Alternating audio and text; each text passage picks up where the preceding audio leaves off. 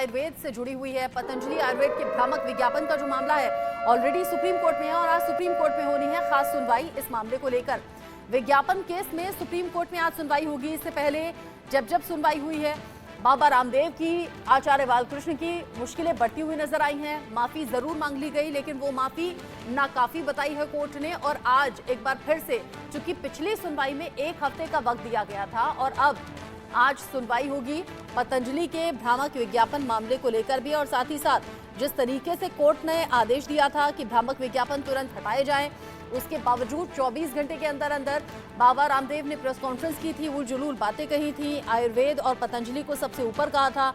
ऐसे में कोर्ट ने नाराजगी जाहिर करते हुए ये भी पूछा था कि क्यों ना कोर्ट की अवमानना का केस भी आप पर चले। जब माफी मांगी गई, ये कहा गया कि हम बिना किसी एक्सक्यूज के आपसे माफी मांगते हैं, तो कोर्ट ने कहा इतना भर नहीं है कि आप माफी मांग लेंगे और चीजें ठीक हो जाएंगी, हम इससे संतुष्ट नहीं है। 1 हफ्ते का और वक्त दिया गया था और आज होनी है बड़ी सुनवाई सुप्रीम कोर्ट में। पतंजलि विज्ञापन केस मामले को लेकर आज निगाहें सभी की टिकी हुई हैं। पतंजलि ग्रुप की भी टिकी हुई हैं। बाबा रामदेव की माफी का असर कोर्ट पर उस तरीके से दिखा नहीं जैसी उनकी उम्मीद थी। आचार्य बालकृष्ण भी आज साथ में होंगे। बाबा रामदेव आज फिर से कोर्ट के सामने पेश होंगे। सुप्रीम कोर्ट में आज अहम सुनवाई इस पूरे मामले को लेकर होनी है। पतंजलि आयुर्वेद के भ्रामक विज्ञापन का मामला, पहले तो भ्रामक विज्ञापन जिस पर अलग अलग शिकायतें दर्ज की गई, कोर्ट के भीतर ये शिकायतें भी पहुंची। भ्रामक विज्ञापन पर तुरंत ही बैन लगाने की बात कही गई सुप्रीम कोर्ट की तरफ से, जो कि हुआ नहीं। उसके बाद कोर्ट के आदेश की पालन ना करके, बावजूद कोर्ट के कहने के बावजूद कि इस तरह के भ्रामक विज्ञापन बंद होने चाहिए, वो विज्ञापन तो बंद नहीं हुए, लेकिन प्रेस कॉन्फ्रेंस करके एलोपैथ को जरूर उल्टा सीधा कहा गया और ये कहा गया कि कैसे पतंजलि के प्रोडक्ट से लाइलाज बीमारियां भी ठीक हो जाती है। इस दावे के बाद सुप्रीम कोर्ट ने नाराजगी जताई और कहा कि जो आपने किया है उसके परिणाम भुगतने के लिए आप तैयार रहिए, माफी सिर्फ काफी नहीं है। आशीष सिन्हा इस खबर को लेकर ज्यादा अपडेट हमारे दर्शकों तक पहुंचाएंगे। आशीष, आज कितने बजे सुनवाई है और मैंडेटरी आज भी बाबा रामदेव, आचार्य बालकृष्ण पेश होंगे? माफी तो नाकाफी बता दी थी कोर्ट ने। देखिए, सुनवाई ठीक तकरीबन 11 बजे के आसपास शुरू होगी और सुनवाई से पहले पतंजलि की तरफ से एक दैनिक समाचार पत्र है जिसमें पतंजलि की तरफ से माफी मांगी गई है। ये जो माफी मांगी गई है, पतंजलि जो कंपनी है उसकी तरफ से एक ऐड दिया गया है जिसमें उन्होंने प्रेस कॉन्फ्रेंस को लेकर और विज्ञापन को लेकर जो सुप्रीम कोर्ट का पिछला आदेश था 21 नवंबर का, उसके अवलोकन में ये पूरी माफी मांगी गई है। दरअसल पिछली बार ही सुप्रीम कोर्ट में पतंजलि की तरफ से ये भरोसा दिया गया था कि वो पब्लिक प्लेटफॉर्म पर माफी मांगेंगे और ठीक वैसा ही हुआ। सुनवाई से पहले उनकी तरफ से एक विज्ञापन जारी किया गया है, एक दैनिक समाचार पत्र में उन्होंने माफी मांग ली है। बाबा रामदेव और बालकृष्ण दोनों ही अदालत में पेश होंगे, क्योंकि सुप्रीम कोर्ट ने आदेश दिया था। अब देखना ये होगा कि इस माफीनामे के बाद क्या सुप्रीम कोर्ट का दिल पतीसता है या नहीं, क्योंकि पिछली बार सुप्रीम कोर्ट ने कहा था कि आपकी तरफ से क्या कार्रवाई की जाएगी हम देखेंगे। तो बाबा रामदेव की तरफ से यानी पतंजलि की तरफ से माफी मांग ली गई है, लेकिन ये दैनिक समाचार पत्र में माफी मांगना ही काफी है या नहीं, ये सब कुछ मुझे लगता है आज तय हो जाएगा। इस पूरे मामले की सुनवाई की रूपरेखा तय हो जाएगी। बताइए, आपने कहा कि एक माफीनामा है जो दैनिक अखबार में छपा है, ये कब छपा है? क्योंकि जिस तरीके से माफी की बात थी, कोर्ट ने नाकाफी कहा था, सार्वजनिक तौर पर माफी मांगने की मांग थी। अब ऐसे में ये कौन सा अखबार है, कहां पब्लिश होता है और कितने बजे पब्लिश हुआ है? क्या आज ही पब्लिश हुआ है?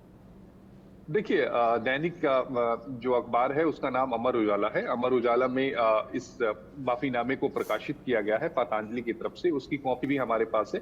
थोड़ी देर के बाद हम दर्शकों के साथ उस कॉपी को साझा करेंगे, जिसमें पतंजलि आयुर्वेद की तरफ से, पतंजलि कंपनी की तरफ से माफी मांगी गई है। क्योंकि इससे पहले भी सुनवाई जब हुई थी तो मुकुल रोहतगी जो अपीयर हो रहे थे बाबा रामदेव की तरफ से और बालकृष्ण की तरफ से और पतंजलि कंपनी की तरफ से, इन्होंने कहा था कि हम पब्लिक प्लेटफॉर्म पर एक माफी मांगेंगे। तो मुझे लगता है कि आज माफी मांगने के बाद, इस कटिंग को सुप्रीम कोर्ट में दिखाने के बाद, जो अवमानना की कार्रवाई शुरू करने की बात सुप्रीम कोर्ट ने कही थी बालकृष्ण और रामदेव को लेकर, तो मुझे लगता है कि उस पर विराम लग जाएगा।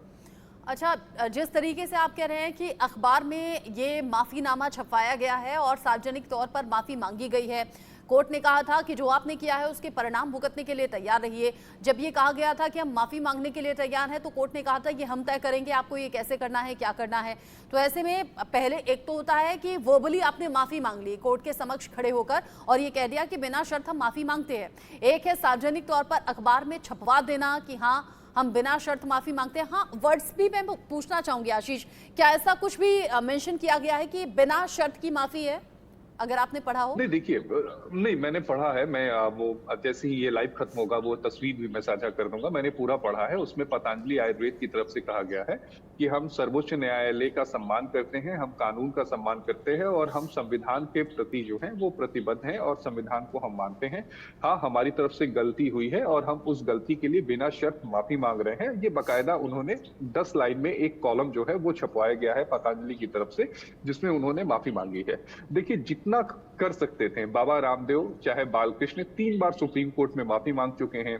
हमने वो तस्वीरें भी देखी कि जब बालकृष्ण और रामदेव सुप्रीम कोर्ट की बेंच के सामने हाथ जोड़कर खड़े हुए थे, पब्लिक प्लेटफॉर्म पर माफी मांग ली गई है।